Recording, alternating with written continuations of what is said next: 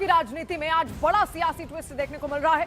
जिस विधायक को टीएमसी ने पार्टी से बाहर का रास्ता दिखाया, अब वही नेता प्रतिपक्ष की कुर्सी पर दावा ठोकने विधानसभा पहुंच गए हैं। ऋतव्रत बनर्जी देखिए 59 विधायकों के समर्थन का दावा लेकर स्पीकर के दरबार में पहुंचे। अब सवाल यह है कि बंगाल में विपक्ष का असली चेहरा कौन होगा।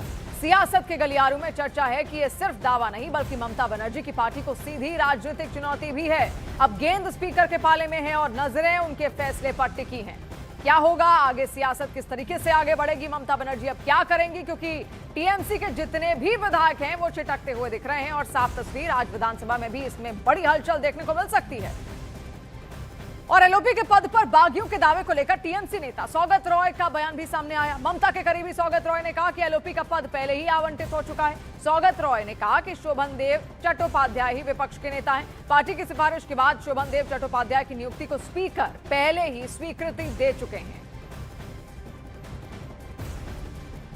और कल टीएमसी ने नेता विपक्ष को लेकर ऐलान किया था। शोभन देव चट्टोपाध्याय को एलओपी यानी नेता विपक्ष बना गया था और आज ये बड़ा खेल सामने आ चुका है। टीएमसी से निकाले गए दोनों विधायक विधानसभा पहुंच गए और नेता विपक्ष के पद पर दावा भी कर दिया गया है।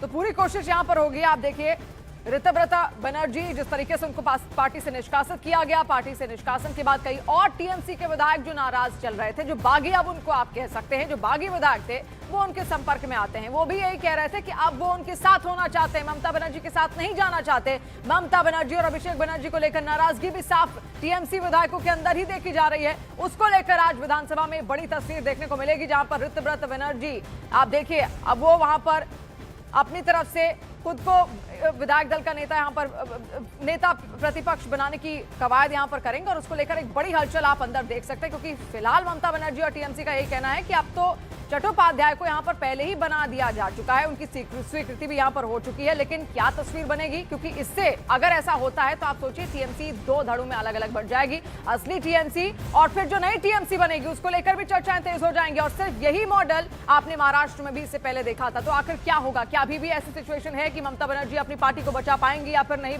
बना पाएंगी, इसी को लेकर हम बड़ी चर्चा यहां पर करेंगे कि आखिर टीएमसी के अंदर इस वक्त चल क्या रहा है।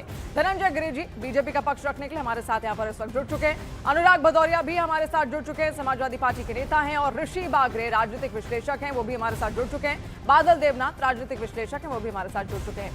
बादल जी अभी हमारे साथ फिलहाल यहाँ पर है नहीं, लेकिन धनंजय गिरि जी, जो सिचुएशन इस वक्त चल रही है, क्या लग रहा है आपको? अब तो लड़ाई अंदर खाने ही हो गई है और साफ तौर पर हार की बात, क्योंकि क्या कहा जा रहा था कि ममता बनर्जी अभी भी खुद को हारा हुआ नहीं महसूस कर रही है, ना ही वो किसी को सुनना पसंद कर रही है। तो चल क्या रहा है टीएमसी के अंदर, ये हो क्या रहा है?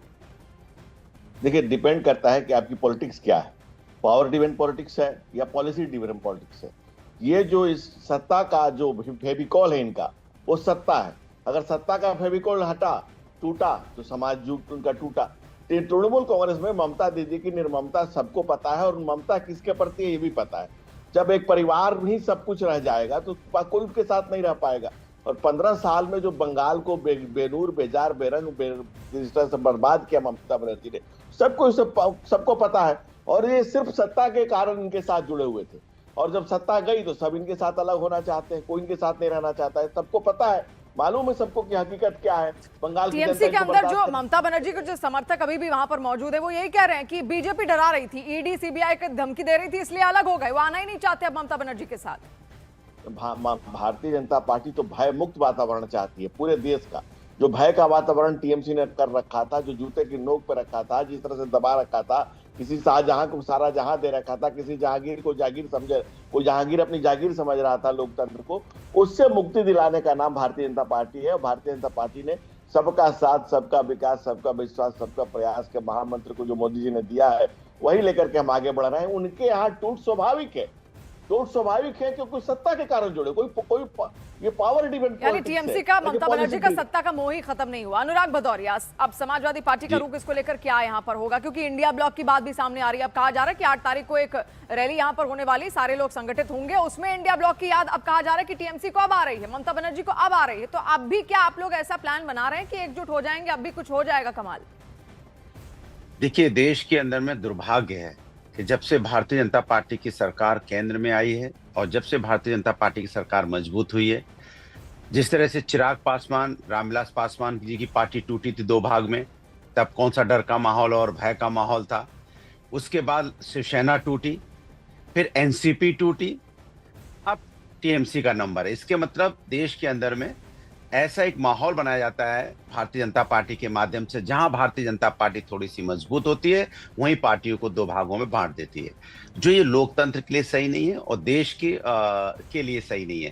ये भारतीय जनता पार्टी की जो ये राजनीति है, ये राजनीति ना देश के समझ में आ रही है ना जनता के समझ में आ रही है कि किस तरह से वो विधायकों को, दूसरे विधायकों को डायरेक्ट इनडायरेक्ट समर्थन देके एक पार्टी तोड़ते रहते हैं। भाई इसके पहले भी तो था, कितनी पार्टियां टूटी थी इतने दिनों में। अभी तो लगातार पासवान जी की पार्टी टूटी थी ना, तब भी हम यही बात कह रहे थे। और अब तो अनुराग जी, जेडीयू लेकिन का जो नाराज विधायक हैं, जो बागी विधायक आप उनको आप कह अरे सकते हैं, सुनिए ना। 59 का जो आंकड़ा है, मेरी बात भी सुनिए फिर आप जवाब दीजिएगा। वो ही कह रहे हैं भाई हमें कोई सुनता ही नहीं था, कोई सुनने वाला ही वहां पर नहीं था, हाँ, भ्रष्टाचार तो के आरोप ऐसा ही- अभिषेक बनर्जी पर थे। ऐसा ही बोलते थे, ऐसा ही बोला जाता था ना। जब पासवान जी की पार्टी टूटी थी तो ऐसा ही बोला गया था ना। अभी जेडीयू का हालत क्या है आप भी अच्छी तरह जानते हैं कि नहीं है, अब संशय में है। जब शिवसेना टूटी थी तब भी यही बोला गया था कि कोई नहीं सुनता है। एनसीपी टूटी थी तब भी यही आपको भी बोला ऐसे गया ही था। लग रहा है कि ये डरा तो धमका कर तोड़ने की कोशिश यहाँ पर हो सवाल रही ये है, है या फिर कि ये जो नाराजगी है? पार्टी- अनुराग जी अब आपके नहीं, पास नहीं, आऊंगी, ऋषि कोई बागरे जी को एक बार नाराज- बोलने दीजिए। बस बस कोई ठीक है। नाराजगी हाँ, नहीं आवाज आ होती रही है है? ये सब। जी ऋषि जी। नहीं देखिए ये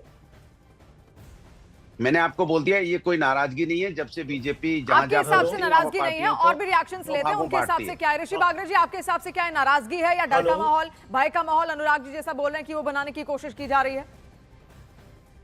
नहीं, मुझे एक चीज समझाइए कि बीजेपी ने कौन सी पार्टी तोड़ी? आई मीन शिवसेना बीजेपी साथ में लड़े थे 2019 में। मैंडेट किसके साथ था? बीजेपी शिवसेना का मैंडेट था। उद्धव जी ने वो मैंडेट चोरी करके वो चीफ मिनिस्टर बन गए। Mandate was completely against Congress और आपके एनसीपी के साथ था। उन्होंने वो कॉम्प्रोमाइज किया और उन्होंने चले गए। इट वाज मतलब एक रकम से ये जो शिवसेना वापस शिंदे साहब लेकर आए, वो अपनी आइडियोलॉजी की तरफ लेकर आए, वो है। लेकिन अभी जो टीएमसी के जो लीडर्स है या टीएमसी के जो भी बागी नेता है, वो ममता बनर्जी के अगेंस्ट जा रहे हैं। इसमें बीजेपी का कोई रोल नहीं है, बीजेपी उनको लेगी भी नहीं, क्योंकि उनका जो मैंडेट है वो एंटी बीजेपी मैंडेट है। जो भी टीएमसी का जो जितने भी टीएमसी के एमएलए आए हैं वो एंटी बीजेपी मैंडेट पे आए हैं, और बीजेपी जो आई है वो एंटी टीएमसी मैंडेट पे आई है। तो दोनों साथ में हो ही नहीं सकते कि वो बागी विधायक आ जाए बीजेपी में ज्वाइन कर ले, बीजेपी उनको ले ले। मुझे नहीं लगता कि बीजेपी को कोई जरूरत है। बीजेपी के पास ऑलरेडी 209 विधायक है, उनके पास एक प्रॉब्लम ऑफ प्लेंटी ऑलरेडी चल रही है कि किसको किसको धनंजय कौन गिरी से से और बेहतर विधायक उसको समझते हैं। धनंजय गिरी जी सब यही कह रहे हैं, टीएमसी के अंदर जो ममता बनर्जी के समर्थक जितने भी है वो यही कह रहे हैं कि डराती धमकाती है बीजेपी और फिर अपने पास ले लेती है। तो आप क्या इन बागी विधायकों को अपने साथ लेने की सोच रहे हैं? नहीं, बिल्कुल नहीं। देखिए, हम किसी को लेने की नहीं सोच रहे हैं। हम तो अपनी सरकार, हमारी पूर्ण बहुमत की सरकार है, जनता के चरणों में सर झुका करके हम कह रहे हैं कि जनता ने हमें भर भर के आशीर्वाद दिया है, हम जनता की सेवा में लगे हुए हैं। किसके घर में टूट फूट मची हुई है वो जाने। जिन जो सज्जन अभी कह रहे थे समाजवादी पार्टी, उनकी भी पार्टी टूटी थी, चाचा भतीजे से अलग हुए थे। जब आप परिवार पे ही पार्टी डिबे हो, जब परिवार ही सब कुछ हो, तो फिर विचार जब जीरो शून्य हो जाए, विचार शून्यता जब जिस पार्टी में हो और परिवार के बल से चले, वहां क्या है? दीदी है और भतीजा है, इसके अलावा कुछ नहीं है। उसी तरह से जो क्षेत्रीय पार्टियों का जो हाल है, उस विचार कुछ भी नहीं है। तो हम विचार के बल से चले तो दो से दुनिया के सबसे बड़ा राजनीतिक दल बने। और अगर कांग्रेस पार्टी आज परिवार चल रही है तो शून्य होती की तरफ बढ़ती जा रही है, धीरे धीरे समाप्ति की तरफ बढ़ती चली जा रही है। तो अगर आपके पास विचार नहीं है, सिर्फ परिवार ही परिवार है, of the family, by the family and for the family, और तो फिर नहीं चलेगा। परिवारवाद बहुत ज्यादा है। अनुराग जी, ये तो